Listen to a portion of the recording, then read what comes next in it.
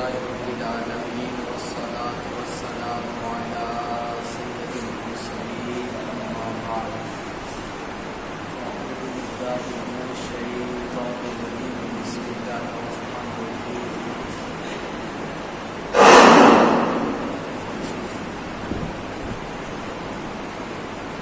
الصلاة والسلام عليك يا رسول الله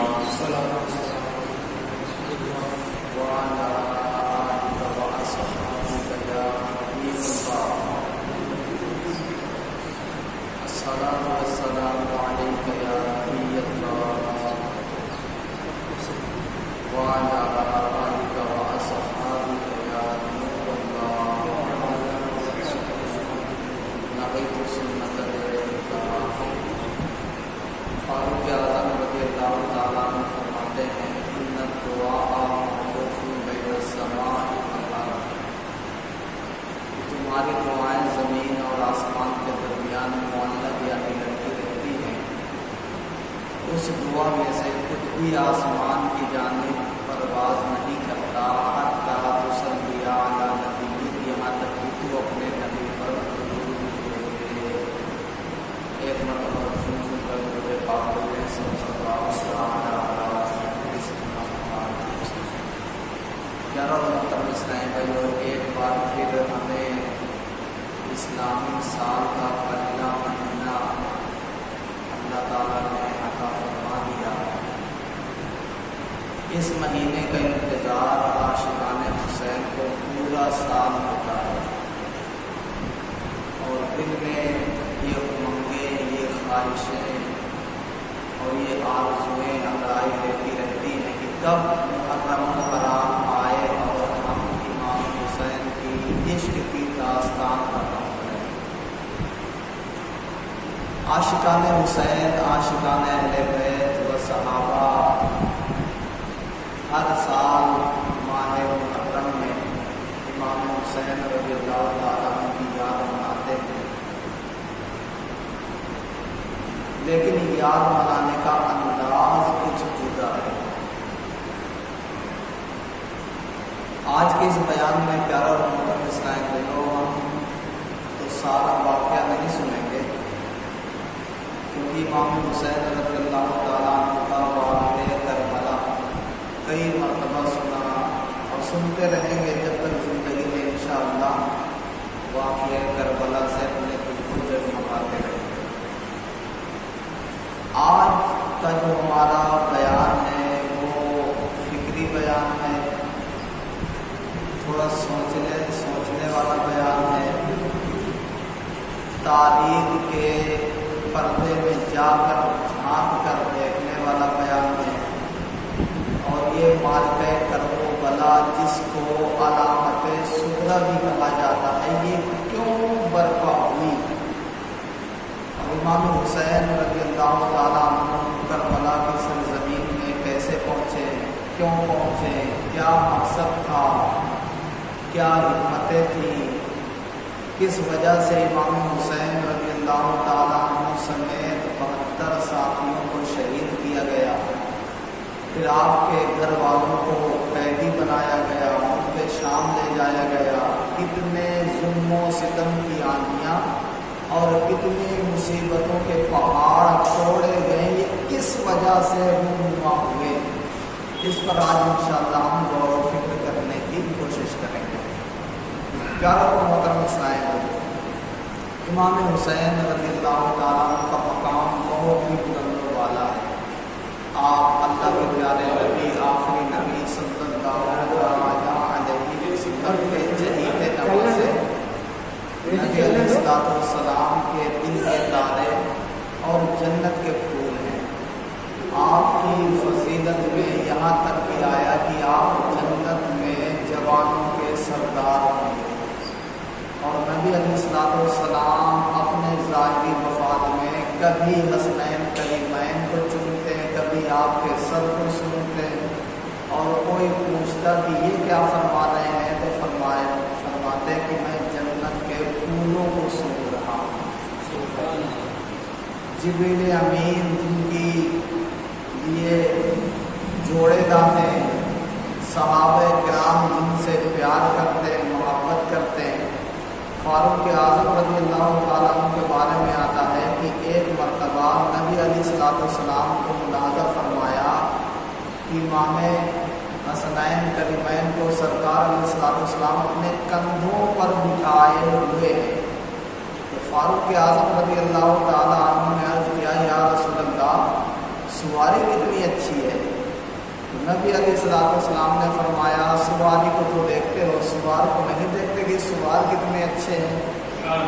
تو اگر کسی نے سواری کی جانب توجہ دلانے کی کوشش کی تو سرکار علیہ الصلوۃ والسلام اس کی توجہ سوار کی جانب مبذول کرا دیتے تھے کہ سواری تو دیکھ رہے ہو محمد رسول اللہ ہے، لیکن سوار کو دیکھو، یہ نماز رسول اللہ۔ پیارا اور محترم اسلام بھائیو، جن کی فضیلت، جن کی اہمیت، جن کی عظمت کا انکار کوئی کر ہی نہیں سکتا، ایسی شخصیت کرب و بلا کی سرزمین میں 3 دن بھوک اور پیاس کی شدت کی حالت میں شہید کر دیا گیا، تو یہ ایسا کیوں ہوا؟ پیارا اور محترم اسلام بھائیو، بنیادی طور پہ اگر ہم غور کریں تو ایک ہی وجہ سمجھ میں آتی ہے کہ یہ حق اور باطل کی لڑائی تھی۔ یزید باطل کا علم بردار تھا، امام حسین یہ عدل کے علم بردار تھے۔ یزید شیطانیت کا دوسرا نام تھا، حسین ایمان کا دوسرا نام تھا۔ یزید تمام برائیوں کا سر چشمہ تھا اور امام حسین تمام خیر اور بھلائیوں کے سر چشمے تھے۔ امام حسین لوگوں کو نیکیوں کی جانب بلانا چاہتے تھے، یزید پلید خبیث یہ لوگوں کو برائیوں کی جانب بلانا چاہتا تھا۔ اب ایک جگہ برائی اور بھلائی جمع تو ہو نہیں سکتی۔ آگ اور پانی کو آپ نے کبھی نہیں دیکھا ہوگا کہ یہ دونوں چیزیں جمع ہوں۔ جس طرح آگ اور پانی جمع نہیں ہو سکتی، یا تو آگ ہوگی یا تو پانی، اسی طرح بھلائی ہوگی یا برائی۔ جب یزید پلید نے باطل کا علم اٹھا کر دنیا اسلام میں اسلام کے چہرے کو مسخ کرنے کی کوشش کی، اسلام کے احکام کو بدلنے کی کوشش کی، اسلام کی شکل کو بگاڑنے کی کوشش کی، تو امام حسین رضی اللہ تعالیٰ عنہ حق کا علم لے کر میدان کارساز میں آ گئے اور آپ رضی اللہ تعالیٰ عنہ نے نانا کے دین کو بچا لیا۔ اور شاعر کہتا ہے نا کہ اسلام زندہ ہوتا ہے ہر کربلا کے بعد۔ امام حسین رضی اللہ تعالیٰ عنہ نہ ہوتے تو کسی کو حق پر جمے رہ کر باطل کا مقابلہ کرنے کی جرأت پیدا نہ ہوتی۔ اور تاریخ کا ایک واقعہ اٹھا کر دیکھیے، جب اپنا ہندوستان آزاد ہوا تو ہونے سے پہلے بہت میٹنگیں ہوئیں، مسلمان غیر مسلم سب نے میٹنگ کی، تو لوگوں نے کہا کہ ہم کیسے لڑیں گے، ان کے پاس تو بندوق ہے، ہمارے پاس لاٹھی ہے، تو کیا لاٹھی والا بندوق والوں سے لڑتا ہے؟ ہم تو مارے جائیں گے۔ تو ایک شخص نے کہا تھا کہ اے مسلمانوں، تم یہ مت بھول جاؤ کہ ہمارے لیڈر کون ہیں، تمہارے لیڈر حسین ہیں۔ اس طرف ہزار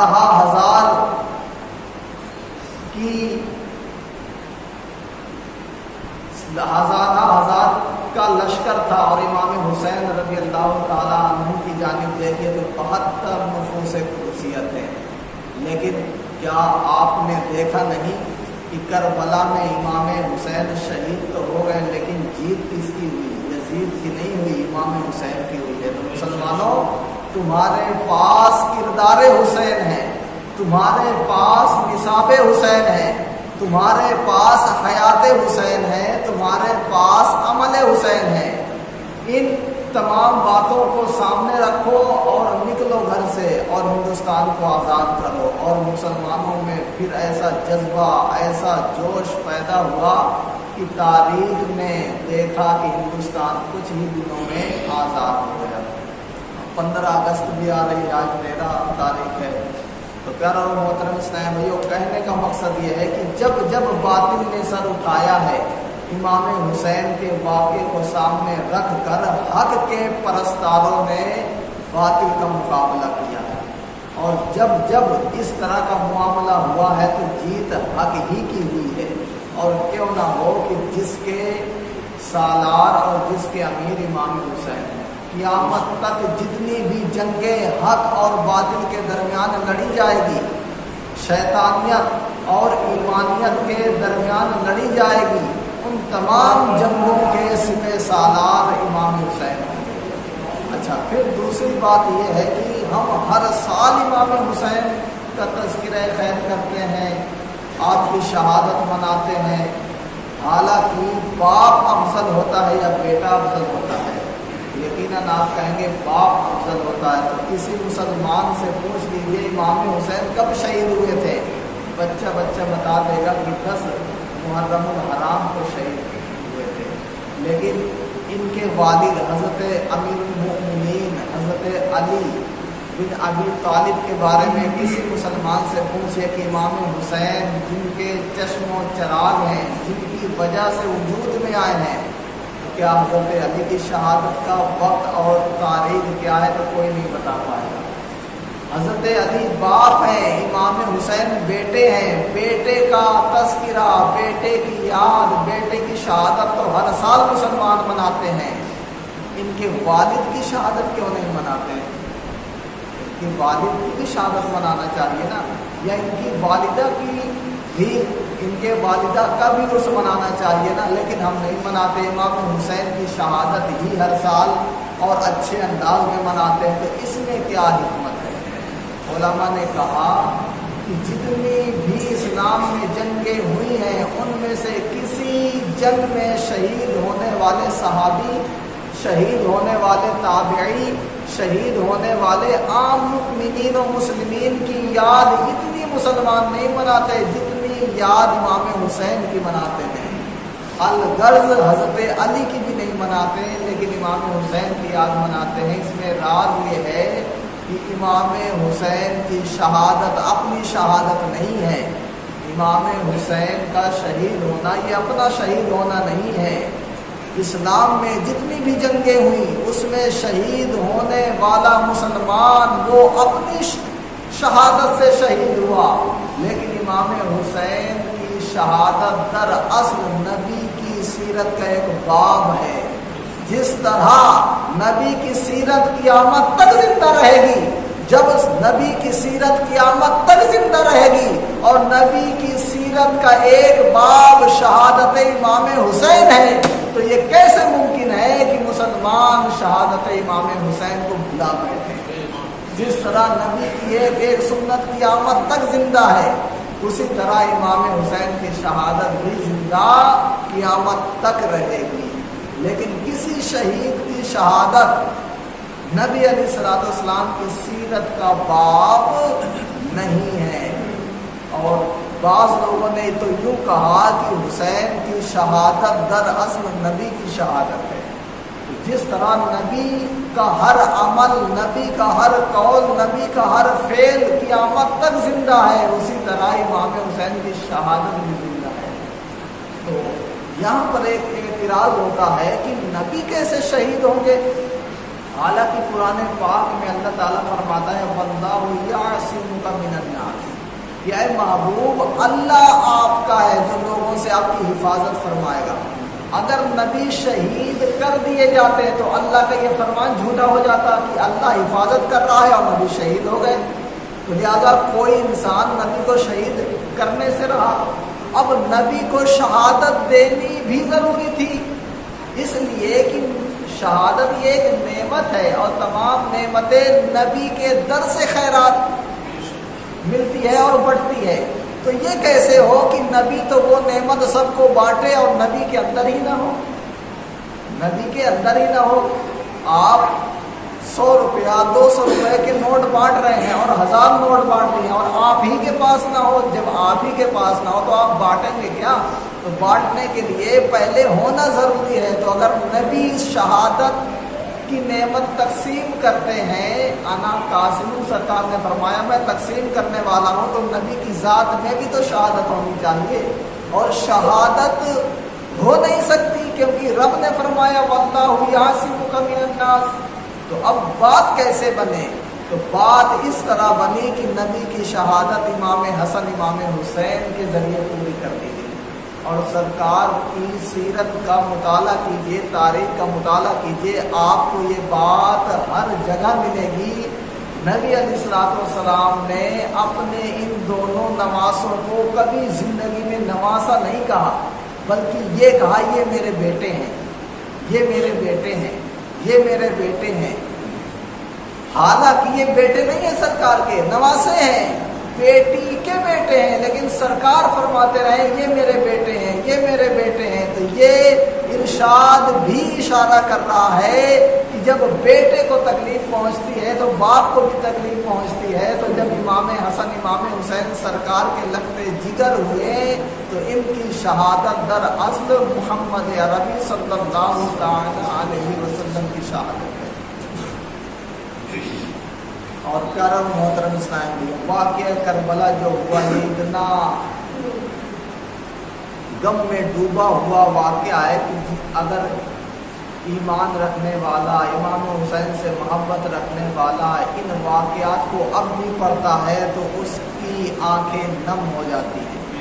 یقیناً ہو جانی چاہیے عشق حسین میں، لیکن اس طرح نہیں ہونا چاہیے کہ سینہ پیٹا جائے، کپڑے پھاڑے جائیں جیسے شیعہ لوگ کرتے ہیں۔ کیونکہ دیکھیے کسی کے مرنے پر سوگ یہ 3 دن ہے۔ ہاں عورت کو جائز ہے 1 ماہ یا 40 دن اگر اس کا شوہر مر جائے، باقی کسی مسلمان کے مرنے کے بعد اب سوگ منانے کی اجازت شریعت نہیں دیتی، لیکن اس کے غم میں آنسو بہانے کی اجازت اب بھی ہے۔ تو ہمارے اہل سنت والجماعت میں الحمدللہ وہ ماتم نہیں کیا جاتا۔ امام حسین رضی اللہ تعالیٰ عنہ کے غم کو یاد کر کے رونا یہ اچھی بات ہے، آپ کے لیے سال ثواب کرنا یہ اچھی بات ہے۔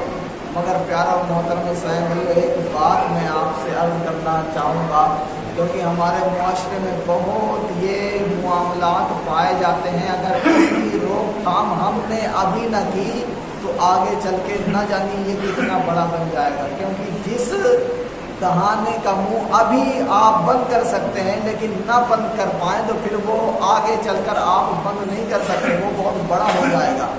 اور وہ یہ ہے کہ امام حسین کی یاد منانے میں ہم لوگ ڈی جے بجاتے ہیں، اور ڈی جے میں قوالی لگاتے ہیں، حتیٰ کہ گانا بھی لگاتے ہیں۔ میں نے 3 سال پہلے خواجہ سرائے میں مدنی قافلے کا مسافر بنا، تو اس میں نے یہ بھی سنا، آپ بھی سنے ہوں گے، ڈی جے میں آپ مقابلہ کر لیں، یعنی 2 محلے ہوتے ہیں یا ایک ہی محلے میں 2 پارٹیاں ہوتی ہیں، تھوڑا پیسہ ہو گیا تو وہ اپنے گھر میں ڈی جے لگائے گا، وہ اپنے گھر میں، اور 12 بجے 1 بجے رات تک ڈی جے چالو رکھتے ہیں فل آواز میں۔ اب دیکھیے امام حسین نے دین کو بچانے کے لیے اپنی گردن کٹوا دی۔ اگر ہمارے گھر میں میت ہو جائے تو یہ ڈی جے ہمیں اچھا لگے گا؟ ہمارے والد کا انتقال ہو جائے، ماں کا انتقال ہو جائے، بچے کا انتقال ہو جائے، یہ 1 بجے تک ڈی جے بجانا ہم کو اچھا لگے گا؟ اچھا یہ بتائیے کہ کوئی ڈی جے بجا رہا ہے، شادیوں میں لوگ بجاتے ہیں، اور ہمیں تکلیف ہے، بخار ہے، سر درد ہے، یا کوئی بچہ ہے جو سو ہی نہیں پاتا، اب اس کے باپ سے پوچھو، صبح کاروبار میں بھی جانا ہے، ماں سے پوچھو صبح کام بھی کرنا ہے، بچہ سو نہیں رہا ڈی جے کی وجہ سے، بتائیے اس کو تکلیف ہو رہی ہے کہ نہیں ہو رہی؟ امام حسین تو دین سے تکلیف کو دور کرنے کے لیے اپنی جان پیش کر دی، اور ہم مسلمانوں کو تکلیف دینے کے لیے ساری رات اور اپنا پیسہ خرچ کر رہے ہیں۔ یہ کہاں کا عشق حسین اور پیارے اسلام بھائی چاہتے حسین ہیں؟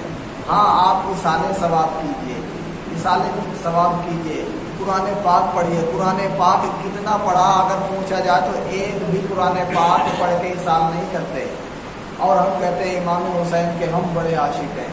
تو بھائی صرف ٹوپی لگا کر گوشت کھانے والا ہی امام حسین کا عاشق نہیں ہوتا۔ عاشق تو وہ ہوتا ہے کہ جس طرح راہ خدا میں امام حسین سفر کر کے کرب و بلا کی سرزمین میں قربانی پیش کی، تو ہم بھی مدنی قافلے میں سفر کریں۔